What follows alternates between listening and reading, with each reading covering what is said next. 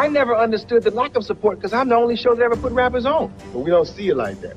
It's the way they get us like crabs in a bucket. We see one black man coming up having his own show, and we want to be on your show. We want to be on your show when we first come out. I got gay friends I've had on the show because you don't know them or it ain't who you want on the show. You got a problem with it? If you want to book it, get yourself a show. What happened in the interview that caused Arsenio Hall's career to crash? Why did this interview become so famous and end his show for good? How did it affect his reputation in the entertainment world? Was it really one bad interview that led to his downfall, or were there other reasons behind it? Let's take a closer look at what really happened that changed everything for Arsenio Hall. But first, if you enjoy learning about the hidden stories behind your favorite celebrities and the shocking moments that changed their lives forever, make sure to subscribe and hit that bell icon so you never miss these incredible untold stories. Imagine you're watching TV late at night in the early 1990s. There's this really cool show where famous singers, actors, and even politicians come to talk and perform. The audience is young and excited, cheering loudly for every guest. The host is a funny guy named Arsenio Hall, and he makes everyone feel welcome, especially people who don't usually get invited to other TV shows. This was the Arsenio Hall show, and it was unlike anything people had seen before on television. Arsenio Hall wasn't just any regular TV host. He was special because he gave a chance to many entertainers who were often ignored by other late-night shows. His show was different from the boring, stuffy talk shows that older people watched. Young people, especially those in the black community, loved watching Arsenio because he understood them and their culture. He would have rap artists, R&B singers, and other performers who represented their music and their world. The show first started in 1989, and it quickly became a cultural phenomenon. Every night, millions of people would tune in to see who Arsenio was going to interview next. He had a special way of making his guests feel comfortable, and his audience would go wild with excitement. The famous "woof, woof, woof" chant became a signature of the show, with audience members pumping their fists in the air whenever they approved of something. What made Arsenio's show truly groundbreaking was his willingness to showcase artists and personalities that mainstream television often overlooked. Hip-hop artists, who were just beginning to gain national recognition, found a welcoming platform on his show. R&B singers, comedians, and actors from diverse backgrounds all had their moment to shine under Arsenio's spotlight. The show became a launching pad for many careers and a cultural bridge between different communities. The impact of the Arsenio Hall show extended far beyond entertainment. It became a place where serious social and political discussions could happen in a relaxed, accessible format. Politicians began to see the value of appearing on the show to connect with younger, more diverse audiences. The show was so successful that it ran for 5 whole years, which is a really long time for a TV show, especially one that challenged the traditional late-night format. But then something strange happened. In 1994, after 5 successful years, the show was suddenly canceled. Many fans were shocked and confused. They wondered what could have gone wrong with such a popular show. Some people thought it was because of competition from other shows, while others believed there might have been problems behind the scenes that viewers didn't know about. The cancellation sparked numerous theories and rumors. Some industry insiders suggested that the show's success had made traditional networks uncomfortable, as it was changing the landscape of late-night television in ways they hadn't anticipated. Others pointed to scheduling conflicts and the challenges of maintaining such a high-energy format night after night. There were whispers about creative differences, financial pressures, and the exhausting demands of producing a daily talk show. For many years after the show ended, Arsenio Hall tried to explain what happened. He said he wanted to try different things and have new experiences instead of just doing the same show every night. He claimed it wasn't really about one bad thing that happened, but rather his desire to explore other opportunities in the entertainment world. He spoke about feeling burned out from the intense schedule and wanting to pursue other creative projects, including acting roles and producing opportunities. During the years following the show's cancellation, Arsenio remained relatively quiet about the specific details of what led to the end of his groundbreaking program. He appeared in various movies, took on smaller television roles, and occasionally did stand-up comedy, but he never quite recaptured the cultural lightning in a bottle that had made his show so special. Many fans continued to wonder if there was more to the story than he was revealing. However, the real drama in Arsenio Hall's life didn't happen until much later, long after his show had ended. In 2016, something occurred that would bring his name back into the news, but not for good reasons. This time, he wasn't being talked about because of his successful TV career or his funny jokes. Instead, he was being accused of something very serious and scary that would threaten to destroy his reputation permanently. The trouble started when a famous singer named Sinead O'Connor wrote something on Facebook that would change everything. Now, you might know Facebook as the place where people share pictures of their food or talk about their day, but sometimes people write things on social media that can get them into big trouble. That's exactly what happened with Sinead O'Connor, and her words would spark one of the most controversial legal battles in entertainment history. Sinead O'Connor was a well-known singer who what's up. She's famous for her beautiful voice and her bold opinions about different topics. She had gained international fame in the early 1990s with her haunting cover of Nothing Compares to You, a song written by Prince. Throughout her career, she had been known for her outspoken nature and her willingness to tackle controversial subjects, even when it got her into trouble with the media and the music industry. She wasn't afraid to speak her mind, even when it meant facing backlash from fans and critics alike. What did she write that was so terrible? In 2016, following the sudden and tragic death of music legend Prince, Sinead O'Connor posted a series of explosive accusations on Facebook that sent shockwaves through the entertainment world. She accused Arsenio Hall of giving drugs to the famous singer Prince, who had recently died.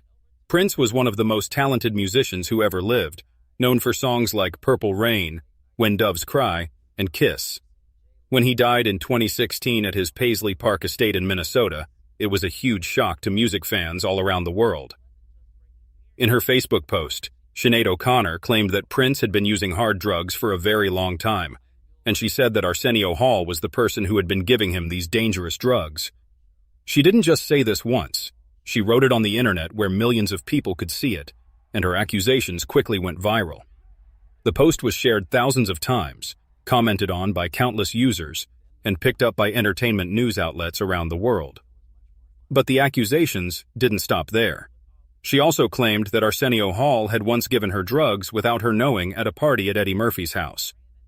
This additional claim suggested a pattern of behavior and made the accusations even more serious and damaging. She painted a picture of Arsenio as someone who allegedly supplied drugs to cells, celebrities in Hollywood's party scene. These were incredibly serious accusations that went far beyond typical celebrity gossip or feuds. When someone accuses another person of giving illegal drugs to someone who later dies, that's not just gossip or a small argument. That's essentially saying someone might be responsible for another person's death. It's like saying someone is a criminal who hurt people and potentially contributed to a tragedy that devastated millions of fans worldwide. Sinead O'Connor didn't stop there. She also said that she had reported Arsenio Hall to the police and told them to investigate him. She was basically telling the whole world that she believed Arsenio Hall was involved in Prince's death and that the police should arrest him. This claim about involving law enforcement added another layer of seriousness to the situation and suggested that she was prepared to pursue her accusations through official channels. The timing of these accusations made them even more devastating. Prince had died just months earlier, and the world was still mourning the loss of one of music's greatest talents. Fans were looking for answers about what had happened to their beloved artist, and emotions were running high. In this charged atmosphere, Sinead's accusations gained immediate attention and sparked intense speculation about Prince's final days. You can imagine how Arsenio Hall felt when he read these accusations. Here was someone publicly saying on the internet that he was a drug dealer who had contributed to the death of one of the world's most famous musicians. These weren't just mean words. They were serious criminal accusations that could destroy his reputation and his life. For someone who had built his career on being a beloved television personality and entertainer, these accusations represented a potential career-ending catastrophe. At first, when Prince died, many people thought he had lived a very clean life without drugs or alcohol. Prince was known for being very private about his personal life, and many fans believed he was healthy and took good care of himself. He had famously been a Jehovah's Witness and was known for his clean living lifestyle, which made the drug accusation seem even more shocking to those who had followed his career. The idea that Prince might have been struggling with substance issues contradicted the public image he had carefully maintained for decades. However, as time went on, more information came out about Prince's final days that painted a more complicated picture. It turned out that Prince had indeed been struggling with pain and had been using some medications. The official autopsy report later revealed that Prince had died from an accidental overdose of fentanyl, a powerful prescription painkiller. Reports revealed that he had actually planned to meet with a doctor who specialized in helping people with drug problems just before he died. This information showed that Prince's situation was more complicated than people had originally thought. The revelation about Prince's pain medication struggles added context to his final days, but it also made the situation more tragic. It became clear that the music legend had been dealing with chronic pain, possibly related to years of high-energy performances and the physical demands of his career. The fact that he had been seeking help from an addiction specialist showed that he was aware of his problem and trying to address it. But even though it became clear that Prince had been dealing with drug issues, that didn't mean Sinead O'Connor's accusations about Arsenio Hall were true. Just because Prince had problems with drugs didn't automatically mean that Arsenio Hall was the person who gave them to him. The connection that Sinead was trying to make was not supported by any evidence, and her accusations remained unsubstantiated claims that could devastate an innocent person's reputation. This defiant response showed that she was prepared to double down on her accusations rather than back away from them. This response showed that Sinead wasn't planning to back down or admit she had made a mistake. She seemed ready to fight the lawsuit and defend what she had written, even though it meant she might have to pay millions of dollars if she lost the case.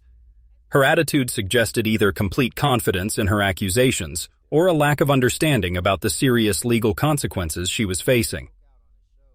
Her continued defiance also made the situation more complicated for both parties. In many defamation cases, an early apology and retraction can help resolve the matter without going to court. But Sinead's refusal to back down meant that the case would likely proceed to a full legal battle, with all the publicity and expense that would entail. The legal battle between Arsenio Hall and Sinead O'Connor became big news in the entertainment world. People were fascinated by the drama and curious to see who would win. Some people supported Arsenio, believing that he had the right to defend himself against false accusations. Others wondered if maybe there was some truth to what Sinead had said, or if there were aspects of celebrity culture and drug use that the public didn't fully understand. This whole situation shows us how dangerous social media can be, especially when it comes to making serious accusations against public figures. In the old days, if someone wanted to make accusations against another person, they would have to go through newspapers, TV shows, or other traditional media. Those outlets usually checked their facts before publishing anything, because they could get in trouble for spreading false information. Editors and fact-checkers served as gatekeepers who helped prevent the spread of unverified claims. But with Facebook, Twitter, and other social media platforms, anyone can write anything they want and share it with the whole world instantly. There's no fact-checking, no editor asking questions, and no time to think about whether what you're writing is true or fair. You can destroy someone's reputation with just a few sentences typed on your phone. This democratization of information sharing has many benefits, but it also creates new risks and challenges for public figures and private individuals alike. The case also raises important questions about celebrity culture and how we treat famous people. When celebrities die, especially under tragic circumstances like Prince did, people often look for someone to blame. They want simple answers to complicated questions, and sometimes they're willing to believe accusations without evidence. The public's hunger for information and explanations can create an environment where speculation and rumor are treated as fact. Arsenio Hall's situation reminds us that even famous, successful people can have their lives turned upside down by false accusations. It doesn't matter how many years you've been in the entertainment business or how many fans you have. One false accusation shared on social media can threaten to destroy everything you've worked for. This vulnerability is something that all public figures must now consider in the age of social media. The story also shows how the legal system can be used to fight back against false accusations. When someone lies about you in a way that hurts your reputation, you don't have to just accept it. You can use the courts to defend yourself and to make the person who lied about you pay for the damage they caused. However, legal battles are expensive, time-consuming, and emotionally draining, and not everyone has the resources to fight back effectively. As this legal battle continued, it became a lesson for everyone about being careful with what we say and write about other people, especially on social media. Words have power, and false accusations can cause real harm to real people. The $5 million lawsuit sent a message that there are serious consequences for spreading lies about others, even on platforms that might seem casual or informal. This entire situation changed how people think about social media responsibility. It showed that just because you can write whatever you want on Facebook or Twitter doesn't mean you should. There are real consequences for false accusations, and those consequences can be very expensive. The case helped establish important precedents for how defamation law applies to social media posts and helped educate the public about the legal risks of making unsubstantiated accusations online. The Arsenio Hall versus Sinead O'Connor case became one of the most talked about legal battles involving social media. Defamation. It proved that even in the age of instant communication and viral posts, people still need to be held accountable for the lies they spread about others. The case serves as a reminder that our words have consequences, whether they're spoken in private or broadcast to millions of people on the internet, and that the responsibility to speak truthfully is more important than ever in our connected world.